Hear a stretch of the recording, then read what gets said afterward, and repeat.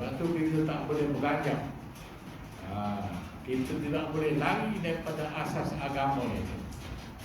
Kerana dia merupakan asas yang akan membawa kita ke alam akhirat yang kekal abadi. Suatu kalau kita lihat pengarang mengatakan bahawa untuk kita memastikan bahawa matlamat akhirat itu terjaga dengan erti kata yang sebenarnya, maka menjadi kewajipan untuk kita mengukuhkan di mana akidah dan pegangan sebagai seorang Muslim. Kalau kita lihat dalam Al-Quran, Allah Subhanahu wa Ta'ala jadikan akidah itu sebagai asas untuk kita beramal, beribadah, mengerjakan segala bentuk tanggungjawab dalam agama ini, berteraskan kepada prinsip kepercayaan terhadap rukun-rukun iman yang wajib kita yakini.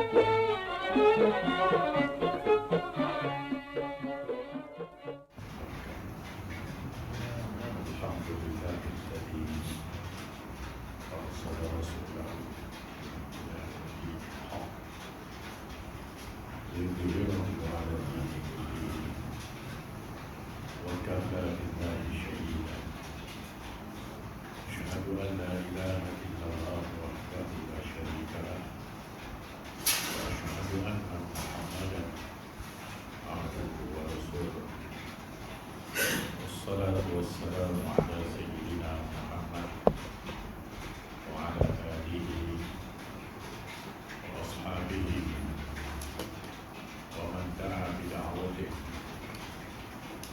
wa ihtada bi hadihi wa istana bi sunnatihi wa man sara ala darbihi ila yaumiddin. Amma ba'du. قال الله سبحانه وتعالى في كتابه العزيز: أعوذ بالله من الشيطان الرجيم يا أيها الذين آمنوا آمنوا بالله ورسوله والكتاب الذي نزل على رسوله والكتاب الذي أنزل من قبل ومن يكفر بالله وملائكته وكتبه ورسله واليوم الآخر فقد ضل ضلالا بعيدا. صدق الله العظيم. Sidang jemaah, para hadirin hadirat muslimin muslimat, tuan-tuan dan puan yang dirahmati bagi dikasih sekalian. Pertama-tama kalinya marilah terlebih dahulu kita panjatkan rasa syukur yang tidak terhingga kehadirat Allah Subhanahu wa Ta'ala, kerana dengan limpah kurnia daripadanya kita masih diberi kesempatan sekali lagi untuk menyambung perbincangan kita berkenaan dengan akidah Ahli Sunnah wal Jamaah. Dan dalam perbincangan kita yang lepas, kita telah menyebut tentang pentingnya kita membentuk kepribadian kita menjadi seorang yang hidup untuk negeri akhirat yang kekal abadi. Kerana kita hidup di dunia ini adalah kehidupan yang sementara. Sebab itu cita-cita untuk akhirat kita mestilah cita-cita yang benar, datang daripada hati, jiwa dan perasaan kita. Suatu kita lihat beriman kepada Allah Subhanahu wa taala, dia hendaklah memberi suatu bentuk keyakinan yang kuat bahawa hari akhirat itu adalah hari yang pasti akan datang. Sebab itu di dalam Al-Quran Allah Subhanahu wa taala menerangkan kepada kita tentang pentingnya kita meletakkan keyakinan kepada asas-asas rukun iman yang 6 itu. Yakni beriman kepada Allah, beriman kepada para malaikat, beriman kepada para rasul, beriman kepada kitab, beriman kepada hari kiamat, dan beriman kepada Allah dan pada hal ini dinyatakan oleh Rasulullah sallallahu alaihi wasallam ketika mana Jibril datang untuk bertemu dengan Rasulullah sallallahu alaihi wasallam. Nabi SAW ditanya oleh Jibril, apakah yang dimaksudkan dengan iman?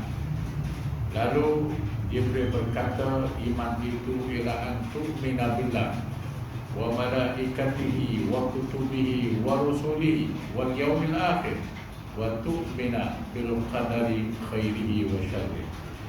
Hadis ini memberi penjelasan kepada kita bahawa asas akidah hendaklah dijadikan sesuatu bentuk kepercayaan yang membawa kepada berimannya kita tentang hari kiamat. Jadi sebab itu kalau kita lihat pada hakikatnya berusaha untuk meletakkan iman itu sebagai keyakinan dan Islam itu sebagai sesuatu yang menjadi tindak tanduk perbuatan ibadah dan segala bentuk di mana perangai kita berasaskan kepada agama Allah yang berteraskan kepada akidah itu. Inilah yang dikatakan kesempurnaan agama, dan agama ini sebagaimana disebut oleh Allah Subhanahu wa taala di dalam Al-Quran. Allah menyebut inna din indallah al-Islam. Sesungguhnya agama di sisi Allah itu hanyalah agama Islam. Kalau kita memilih yang lain, akan ditolak oleh Allah Subhanahu wa taala. Al-yawma akmaltu lakum dinakum wa atmamtu alaikum ni'mati wa raditu lakum al-Islam madina. Kata Allah Subhanahu wa taala, pada hari ini aku telah menyempurnakan bagi kamu tentang agama kamu, dan aku telah cukupkan nikmatku ke atas kamu, dan aku telah redha agama Islam itu sebagai pegangan. Sebab itu kita tak boleh beranjak, kita tidak boleh lari daripada asas agama itu, kerana dia merupakan asas yang akan membawa kita ke alam akhirat yang kekal abadi. Suatu kalau kita lihat pengarang mengatakan bahawa untuk kita memastikan bahawa matlamat akhirat itu terjaga dengan erti kata yang sebenarnya, maka menjadi kewajiban untuk kita mengukuhkan di mana akidah dan pegangan sebagai seorang Muslim. Kalau kita lihat dalam Al-Quran, Allah Subhanahu wa taala jadikan akidah itu sebagai asas untuk kita beramal, beribadah, mengerjakan segala bentuk tanggungjawab dalam agama ini, berteraskan kepada prinsip kepercayaan terhadap rukun-rukun iman yang wajib kita yakini. Suatu kata pengarang, seseorang yang beragama dengan agama Islam hendaklah dia berpegang teguh dengan prinsip akidah ini, kerana akidah itulah yang akan menjadikan segala bentuk amal ibadah yang diterima oleh Allah Subhanahu wa taala, dan dia merupakan suatu bentuk pegangan yang pernah didirikan oleh Nabi SAW. Walaupun kita lihat dari satu sudut, zaman Nabi mereka tidak mempelajari akidah secara terus atau secara langsung. Waktu zaman Nabi kita tak pernah dengar para sahabat belajar sifat 20, para sahabat belajar berkenaan dengan apa namanya prinsip-prinsip akidah secara lengkap, tak ada. Kenapa? Karena pada zaman itu Nabi SAW ada di tengah-tengah mereka, dan para sahabat ni apabila berada dalam keadaan keliru dalam satu-satu hal, mereka akan terus pergi rujuk kepada Rasulullah SAW, dan mereka dapat jawapan yang segera. Jadi sebab itu tak perlu belajar sifat 20. Mereka juga tak belajar fiqh. Mereka juga tak belajar ilmu tasawuf. Pasal apa? Nabi dah ada depan dia. Nak apa-apa je dia pergi tanya terus Rasulullah SAW. Tapi Islam ini adalah satu agama yang cepat berkembang. Sebab tu kita lihat bila sampai ke satu peringkat, Islam ini berkembang sehingga sampai ke Rom dan sampai ke Parsi. Di sebelah timur Parsi, di sebelah barat Rom. Maka pada ketika itu umat Islam berhadapan dengan satu bentuk hadarah. Hadarah yang mana ketamadunan, yang mana para sahabat ni mencedok ilmu-ilmu daripada luar. Dengan sebab umat Islam dianggap sebagai umat yang memimpin manusia, memimpin hadarah, memimpin peradaban, maka segala bentuk ilmu yang ada dalam dunia ni diterjemah ke dalam bahasa Arab. Jadi para sahabat pun belajar, orang Arab pun belajar. Tapi tidak semua ilmu-ilmu yang datang daripada luar, seperti ilmu yang datang daripada Greek, ilmu yang datang daripada Parsi, ilmu yang datang daripada dunia luar ni ada tak berapa betul. Kenapa? Kerana mereka beriman secara hulu misalnya. Iaitu kalau kita lihat dalam perkembangan ideologi primitif zaman dulu, terutamanya dalam masyarakat India, dia percaya bahawa roh itu akan turun-temurun daripada satu generasi sampai ke satu generasi, sampai ke satu generasi, sampai generasi yang ketujuh. Itu pahaman primitif. Sebab tu kita tengok filem Hindustan, dia akan keluar Shah Rukh Khan yang pertama, kemudian lepas pada itu zaman cucu Shah Rukh Khan tu keluar pula Shah Rukh Khan yang satu lagi, serupa dengan yang pertama tadi. Ini dia panggil prinsip hulul. Dan ini adalah pahaman yang salah, pahaman yang tidak betul. Maka para ulama mengkaji ilmu-ilmu yang datang daripada dunia luar ni untuk diterapkan dalam Islam, dan mereka bandingkan dengan Quran dan bandingkan dengan hadis Nabi SAW. Daripada situlah mereka dapati ada yang bertentangan dibuat, dan yang bertepatan dengan Quran, bertepatan dengan hadis Nabi, barulah diterima pakai. Maka daripada sinilah timbul asas ataupun pengajian secara tersusun dari segi fiqhnya, dari segi tasawufnya, dari segi ilmu tauhidnya, terkumpul dalam bentuk yang sedemikian. Dan ilmu inilah yang dinamakan sebagai intisari agama. Jadi sebab tu baru kita nak belajar ilmu agama ni, intisari dia kena belajar tauhid. Kalau kita ada kesedaran agama, fokus kepada sembahyang, fokus kepada puasa, fokus kepada bersedekah, beramal dan beribadat semata-mata, dia tak cukup. Mesti nak tak nak kita berusaha memahami akidah dan pegangan secara mengikut ahli sunnah wal jamaah, supaya pegangan kita tadi boleh menjadi asas dalam kita beramal, kita beribadah dan kita mendekatkan diri kepada Allah. Barulah segala bentuk amal ibadah kita tadi diterima. Kalau tidak, Allah Ta'ala kata faja'alnahu haba'an mansura, amal ibadah yang kamu lakukan tapi tidak berteras kepada akidah yang betul, kami jadikan ia seperti debu-debu yang berterbangan.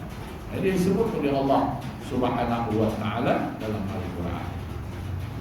Sebab itu mengukuhkan akidah dan kepercayaan, dia merupakan asas keimanan dan keislaman seseorang. Mereka beriman kepada agama, kalau sekiranya tidak berakidah, pegangan agamanya tidak hukum. Sebab itu kalau kita beramal, beribadah, tapi pegangan akidah tak kuat, maka Islam yang jadi pegangan kita itu juga merupakan Islam yang longgar, Islam yang tidak hukum. Kenapa? Kerana dia tidak dipandu oleh asas akidah yang benar tadi. Jadi kita nak akidah yang benar. Akidah yang benar ni seolah-olah di mana tapak yang menjadi didikan Rasulullah. Kita ni diibaratkan sebagai umat terdidik, umat terpelihara, umat yang disebut oleh Allah kuntum khaira ummatin ukhrijat linnas. Kamu adalah umat istimewa yang dikeluarkan oleh Allah untuk memimpin manusia yang ada di atas muka bumi.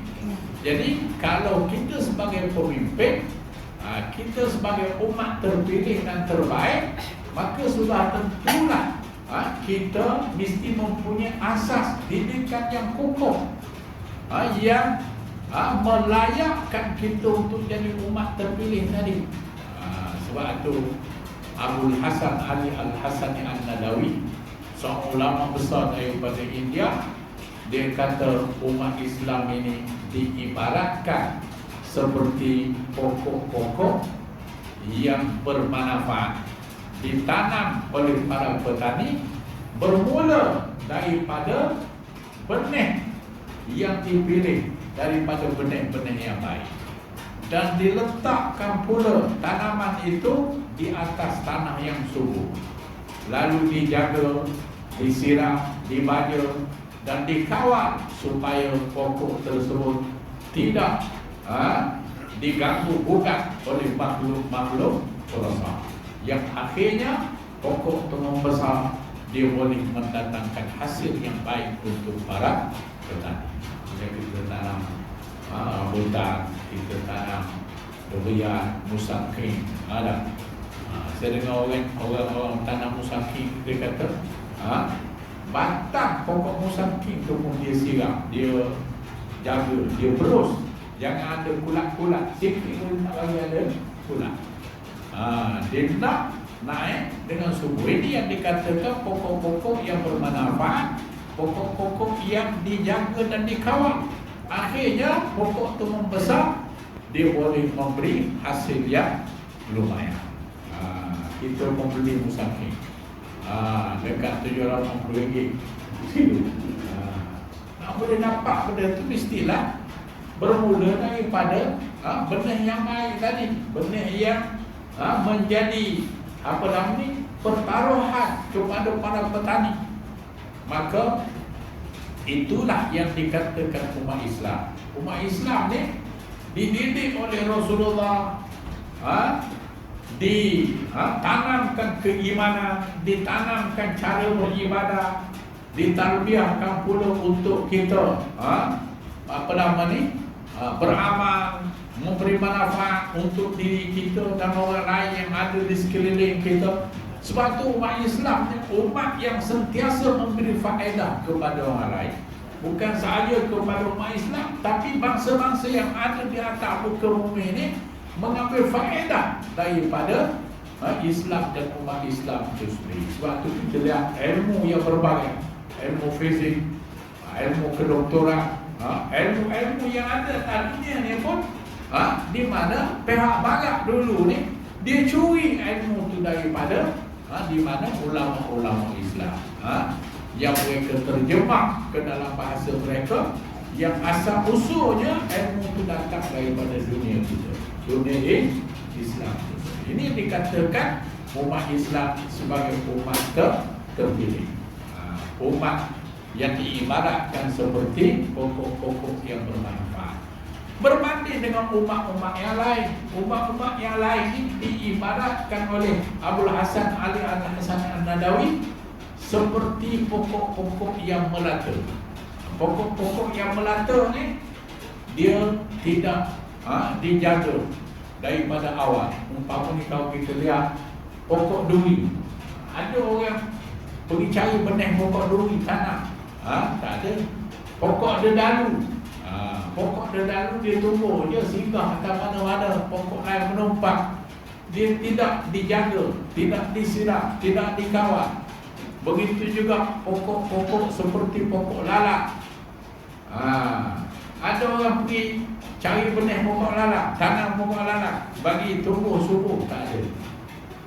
Kenapa? Kerana pokok-pokok yang merupakan pokok-pokok yang tidak bermanfaat. Kalau kita tanam, dia tidak boleh mendatangkan hasil. Maka itulah bandingan kepada umat-umat yang lain yang ada di sekeliling kita. Sebab itulah Allah Ta'ala kata, kuntum khaira ummatin, kamulah umat yang terpilih, yang dididik oleh Rasulullah, dididik oleh agama, menjadi umat yang mana tujuannya untuk kamu memimpin bangsa-bangsa yang ada di atas muka bumi ini, untuk membawa kepada kehidupan yang sebenar, kehidupan yang adil, kehidupan yang memberi hak kepada yang berhak, kehidupan yang aman, damai, yang boleh dikecapi oleh semua pihak di atas muka. Tapi kalau umat-umat yang lain, orang kafir, apa yang dia berikan kepada dunia?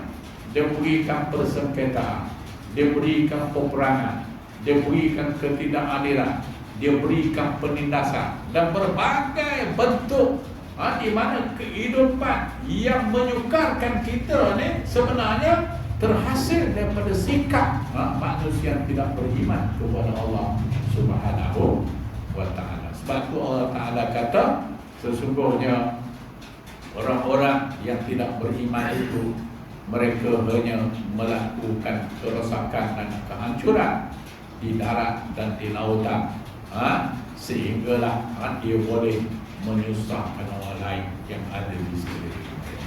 Lalu kita lihat hari ini orang kafir menyusahkan kita je, sikit-sikit buat ucapan, nak hentam Islam, hentam orang Islam. Akhirnya orang Islam rasa hati, dia pun minta maaf. Sikap ini yang ditunjukkan oleh orang-orang yang tidak beriman, kerana mereka tidak dididik dan diasuh untuk menjadi umat yang terbaik sebagaimana yang dikehendaki oleh agama.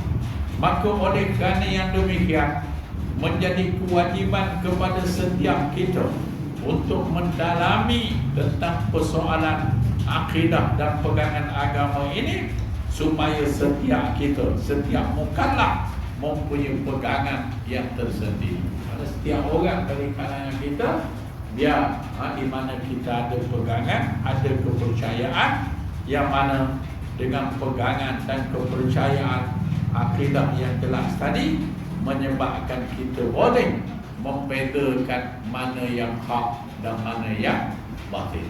Jadi kalau kita tak ada pegangan, kita tak tahu mana betul mana tak betul, pasal kita tak ada garis panduan. Garis panduan itulah yang dikatakan akidah agama yang betul.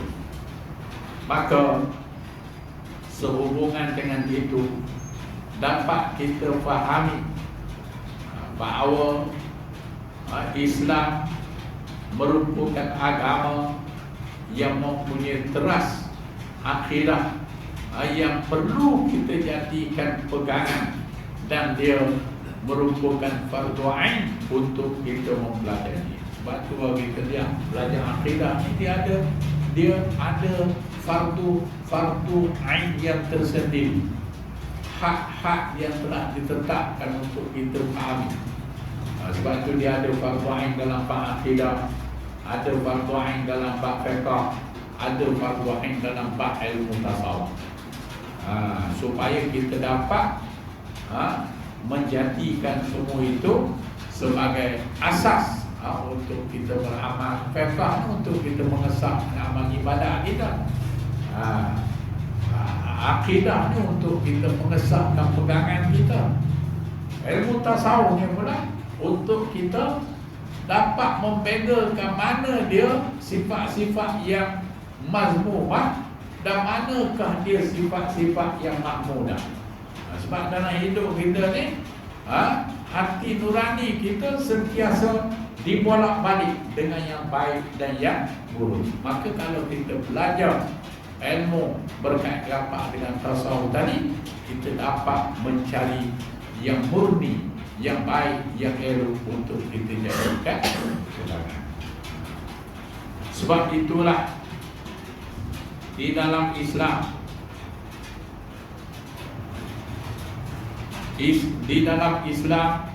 bahawa maudhu' yang menjadi perkara asas di dalam Al-Quran adalah perbincangan berkenaan dengan ilmu tauhid. Sebab tu kita buka Quran, apa yang menjadi pokok perbincangan utama ialah tauhid. Beriman kepada Allah, beriman kepada rukun-rukun iman. Hampir setiap helai daripada Al-Quran itu dapat kita jumpa ayat-ayat berkait rapat dengan keimanan dan kepercayaan. Lebih-lebih lagi, iaitu ketika mana ayat-ayat diturunkan oleh Allah di peringkat Makkah sebelum daripada Rasulullah berhijrah ke kota Madinah. 13 tahun duduk di Makkah, ayat-ayat berkait rapat dengan akidah itulah yang menjadi penguat pegangan umat Islam untuk berhadapan dengan segala bentuk ancaman yang datang daripada orang-orang Quraisy yang menentang di mana risalah yang dibawa oleh Rasulullah sallallahu alaihi wasallam. Maka sehubungan dengan itu, fakta yang menunjukkan kepada kita bahawa ilmu tauhid itu menjadi sebuah ilmu yang sangat penting, perlu kita perkukuhkan dalam kehidupan kita beragama. Hidup kita beragama ni, tauhid itulah yang penting. Sembahyang penting juga, puasa penting juga. Tapi asas tu, asas istilah di mana tauhid menjadi pegangan kita, dan juga sesuatu berkait rapat dengan ilmu tauhid perlu dipelajari oleh setiap orang. Setiap orang kena belajar tauhid, belajar sifat 20. Tapi kita hari ini jarang-jarang kita belajar sifat 20. Sedangkan dia merupakan perkara asas. Begitulah juga setiap kita perlu memahami syahadat dengan betul supaya iktifak kita menjadi sah dan amalan kita diterima di sisi Allah. Kerana dengan pengetahuan kita dalam memahami ilmu tauhid yang tersebut akan dapat menjadikan kita umat yang mampu mengajak dan berdakwah kepada bangsa-bangsa yang lain. Kalau kita belajar tauhid, kita faham erti ketuhanan, senang kita nak berdakwah, senang kita nak menyampaikan agama kepada orang lain. Tapi kalau kita tak faham, kita tak berani nak bercakap, tak berani nak sentuh tentang isu ketuhanan. Pasal apa? Pasal kalau orang kafir jawab pun kita tak ada puas pedek nak balas balik. Jadi sebab itu perlu adanya ilmu tauhid. Kenapa? Kerana hakikatnya ilmu tauhid ini di dalamnya ada hikmah, kebijaksanaan bagi mereka yang mempelajari. Jadi bila kita belajar tauhid, kita ada hikmah di sebalik nak menyampaikan agama ini. Dan dalam masa yang sama, akidah dan tauhid itu didapati dalil dan hujah. Jadi kalau kita belajar tauhid, automatically ada hujah, ada dalil, ada bukti. Itulah yang menyebabkan kita jadi kuat dalam beragama. Kalau kita belajar sembahyang, puasa, zakat, haji, itu tak ada bukti pun kita beriman, kita percaya. Akidah ni kita belajar berserta dengan dalil, berserta dengan bukti, berserta dengan pegangan yang menjadikan kita lebih yakin. Jadi kalau kita lebih yakin, akan mendorong kita untuk lebih kuat dalam beragama. Sebab tu kata Hasan Al-Basri, dia pernah berkata, dia kata Luqmanul Hakim pernah memberi nasihat kepada anak kesayangannya. Dia kata apa? Ya bunayya, wahai anak kesayanganku, al-amalu la yustaqu illa bil yaqin. Sesungguhnya amal ibadat kita ni tak boleh kita tingkatkan kalau tidak ada keyakinan. Wa man yad'af yaqinuhu yad'af amaluhu. Barang siapa yang ada keyakinan yang lemah, maka amal ibadatnya juga akan jadi merunut. Jadi kita ada amal ibadat kita kuat, amal ibadat kita hebat, dakwah kita hebat, perjuangan kita hebat, mestilah bermula daripada akidah yang betul yang menjadikan kita terdorong untuk kerja-kerja agama yang lain. Mudah-mudahan Allah Ta'ala tanamkan dalam diri kita kekuatan iman, terutamanya melalui ilmu dan pengajian yang boleh menjadikan kita lebih yakin kepada agama Allah Subhanahu wa Ta'ala. Untuk malam ini saudara yang dapat saya sampaikan. InsyaAllah kita akan sambung tuan-tuan yang akan datang. Wabillahi taufiq wal hidayah. Wassalamualaikum warahmatullahi ta'ala wabarakatuh. تبنا إلى الله